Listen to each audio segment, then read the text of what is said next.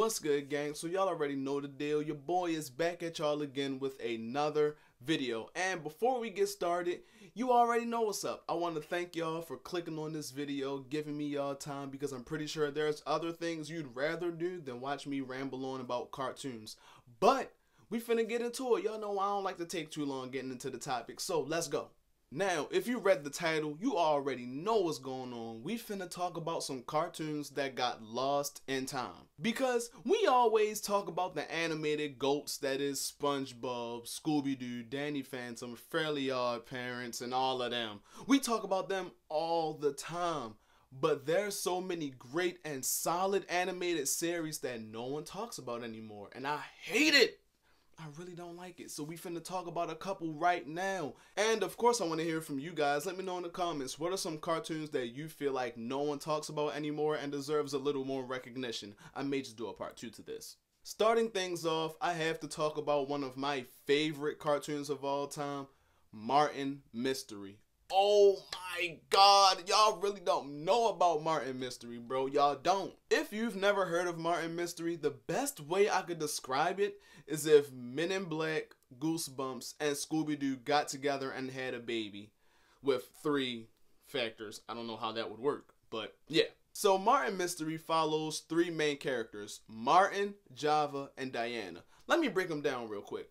Martin is this hotshot detective that is obsessed with paranormal activity, and he's sometimes dim-witted, just a little bit, but in my personal opinion, he's a really cool character. I actually really would love to hang with Martin because bro was cool. I don't know why Diana had so much hate towards my guy. Well, then again, he's, like I said, he's a little dim-witted, so he can be immature, but I don't care. I still rock with him. Then there's Diana, and she can be seen as the brains of the bunch. She can sometimes come off as snobby or a know-it-all, but being surrounded by Martin and the literal caveman 24/7, I mean, it's kind of hard not to come off as a smartass, you know what I'm saying? And then there's Java, who is quite literally a caveman. Like, although he's a brute on the outside and he may look scary, my guy is actually really soft and cuddly on the inside. Like, Java has a heart of gold. Love that guy. And together, the 3 of them are paranormal investigators. It sounds like a crazy bunch to be solving ghost and monster mysteries, but it works. There's something strange in the neighborhood. Who you gonna call? 2 high schoolers and a caveman. That's who. On a serious note though, if you're someone that loves paranormal things, stuff out of the ordinary, monsters, extraterrestrials, and all that spooky science fiction stuff, Martin Mystery is the cartoon for you.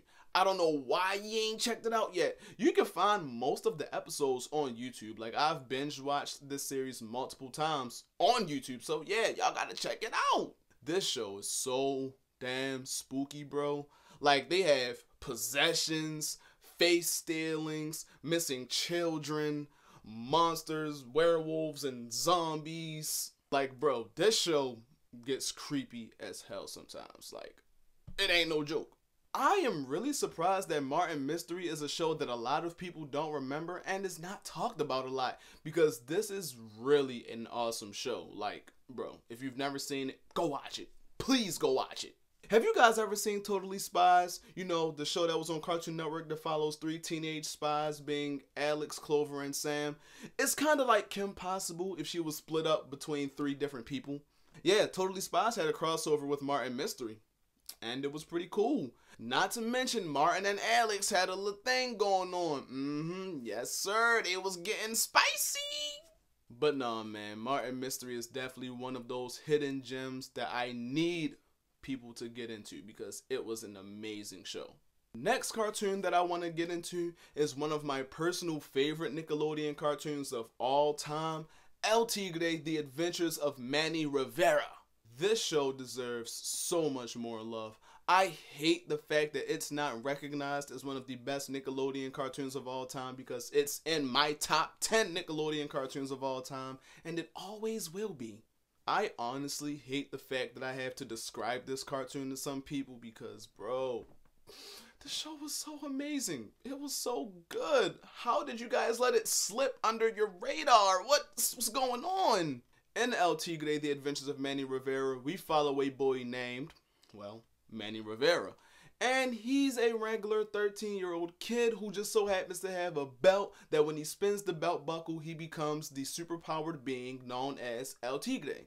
The interesting thing about Manny as a character is that he's not a superhero and he's not a supervillain. He has superpowers, but he's in that gray area, and that is due to the interesting conflict that happens in the show with his dad, White Pantera, being a hero while his grandpa, Puma Loco, is a villain. I love the dynamic, and I love how they never really settle in the series if Manny was like a hero or a villain, because he was doing good deeds while also performing a few bad ones. The side characters in this show was also really good, because let me tell you right now, Frida Suarez, my guy Manny's best friend, she is a real one, bro. She was down for the cause every step of the way. If Manny was fighting villains and she was right there, she was jumping in. If Manny needed a song written, she was writing them lyrics. If Manny was bored at home, she was pulling up. Frida is such a lovable, charming character. I really love her, bro. Then there's the villain Santana of the Dead, and listen, if you've ever seen Powerpuff Girls, don't you know him, like the character that's so evil and so scary that people don't like saying his name? That's basically Santana. Santana is devious, powerful, wicked, demonic, scary. She's all of that. That woman with her golden guitar that could raise the dead and even make some people dead? Oh yeah, she was tough. Another character that's really slept on in this series, I don't know if a lot of people love her character as much as I do, but Black Cuervo, oh my god! I really only love her because she reminds me of Black Cat in like the Spider-Man series, because she's essentially the Black Cat to El Tigre's Spider-Man. I really loved and enjoyed Black Cuervo and El Tigre's dynamic, because it's like, she was obviously a villain, so she was pushing him to do more villain things, and Manny was down with it. And if I'm not mistaken, there's moments where Manny actually had her perform heroic acts. And I think that is so interesting, because he's willing to be bad for her, and she's willing to be good for him. That's tough! I really don't understand why El Tigre is so slept on. It's funny, the action is decent, the characters are awesome. I really love the art style. I really love the art style. And not to mention, this show oddly has 100% on Rotten Tomatoes. I didn't think it would, but I ain't complaining. I ain't complaining at all. Bro, y'all gotta let me know right now. Who remembers Mucha Lucha? Please tell me someone out there remembers Mucha Lucha.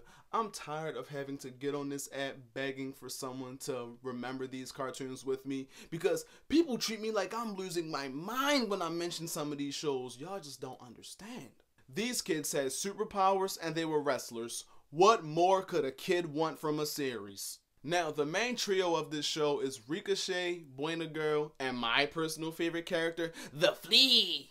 And I'm gonna be honest, I don't remember a lot about this show. I definitely do feel like I want to rewatch it and get a new opinion on it.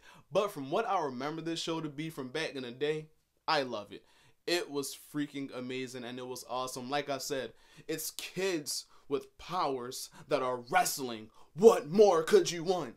This is one of those shows that I remember having a DVD for, because I vaguely remember watching Mucha Lucha on DVD on my portable DVD player. And I remember I played it out, I watched it so much, and that should tell y'all enough about how much I loved it, because I had a lot of stuff on DVD, but I loved Mucha Lucha, so I was watching that regularly.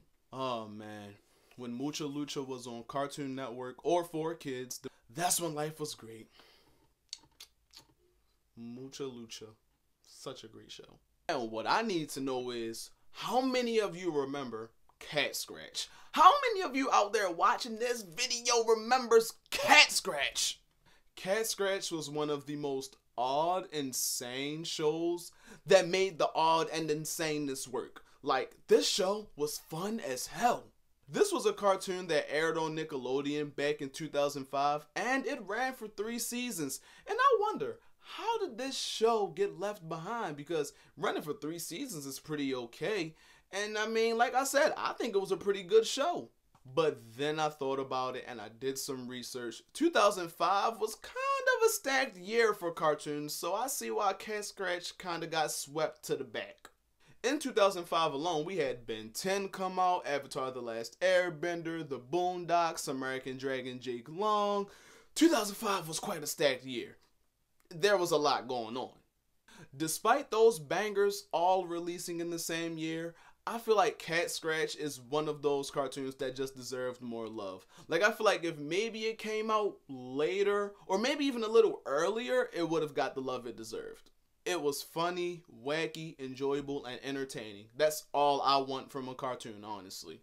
And it had the typical 2000s Nickelodeon type vibe to it, which I feel like really is a pro for why this show should be loved more and why I love it as much as I do, because when you watch it, you just get that nostalgic Nickelodeon feel. I don't know how to describe it, but the vibe is there. Cat Scratch is a show about 3 rich cats. I'm not lying, I'm not joking, I ain't making this up. Cat Scratch is literally a show about 3 rich cats. I believe their owner died or something and left them their riches, but either way, lucky life for them, I guess. Now, let me tell you guys about the cats. First up is Gordon. He's a nice cat. Like, I really have no beef with this character. He was nothing more than nice. Like, that's about it. And for some reason, he was Scottish. I don't know why. None of the other cats were Scottish, but he definitely was. Then there's Mr. Blick, who's snobby, prideful, head up his butt. He's the, dare I say, Squidward of Cat Scratch. He's very self-absorbed, and honestly, it got on my nerves at times, but not that bad. And finally, there's my favorite cat, being Waffle. He's a simple-minded, dim-witted, newt-obsessed cat. Like, I don't know why he's obsessed with newts, but that's like a huge part of his character. But overall, he's a happy character. I love Waffle. Like, that's my guy. That's my dog. And he's a cat, so that's crazy. These cats were so damn rich, bro. They had so much going on. They had a big mansion. I believe they had cars or a monster truck, something like that. Not to mention they also had a butler. The butler was cool peeps. I remember him having a few moments in the series. This was a really fun series. I feel like Cat Scratch is definitely one of those shows, whereas, like I said earlier, if it came out a little earlier or a little later, it may have gotten the respect and love it deserves, because, listen, Cat Scratch was good. I loved it. For the final show I want to talk about is the one that I hope most people remember, because this is my favorite cartoon out of all of them. It's up there with Martin Mystery, but a little above it, you know. What do y'all know about Tuttenstein? Where are my Discovery Kids babies at? Who knows about the goat that is Tutankhamun? Now see, there's other Discovery Kids shows I could talk about, like Growing Up Creepy, Kenny the Shark, Time Warp Trio, Grossology, but I don't want to talk about them. They aren't Tuttenstein. They aren't better than Tuttenstein. They're good, but they're not better than Tuttenstein. Tuttenstein is definitely hands down one of the funniest fish out of water cartoons I've ever seen. In this cartoon, we follow Tuttenstein, a 10-year-old mummy boy that died at a really young age during the time period of ancient Egypt, and he got resurrected through a lightning bolt, I believe. And from that point on, we see his misadventures with his 2 best friends, Cleo and Luxor, who are basically his guides throughout the new era phase of life he's in. So that is hilarious, because Cleo goes for none of Tut's BS. Like, mind you, he died when he was supposed to become the king and things like that. So he has his head up his butt quite a lot throughout the series. And Cleo checks him every time. Now, Luxor believes he's a bit of his servant, or he's supposed to do as Tut says, but there is times where Luxor plays the Jiminy Cricket role to Tut, whereas though he's in Tut's ear telling him what not to do, how he should go about things, you know, he guides him a lot. Tuttenstein is so freaking hilarious, bro. I watch this show to this day. Right now, I will turn on Tuttenstein and laugh like it's no tomorrow. This show is also pretty educational, because while watching it, you learn about ancient Egypt, gods, goddesses, deities, something like that. But I'm not gonna lie, I don't know how accurate any of this is, so don't take my word for it. But I truly feel like Tuttenstein is one of the most entertaining cartoons of all time. one of the funniest of all time. And this is one cartoon that I will die on the front line about because, bro, it's so good. Look it up right now. Watch at least 3 episodes. I bet you fall in love with it, and I bet you keep watching it because I am never wrong. I'm lying. I am sometimes wrong. But I'm not wrong about this. I will never steer you guys in the wrong direction. Before I get out of here, y'all already know the deal. I appreciate every single one of you. Thank you for giving me your time. If you made it to the end of this video, you are amazing. You are special. Thank you once again. And you already know what I say at the end of these videos. Like, comment, subscribe, all that good YouTuber chiz. You don't have to if you don't want to, but I would really love if you did because that stuff really helps the algorithm. But as always, I'm Finding Miko. I'm out this piece, and I will see you guys in the next video.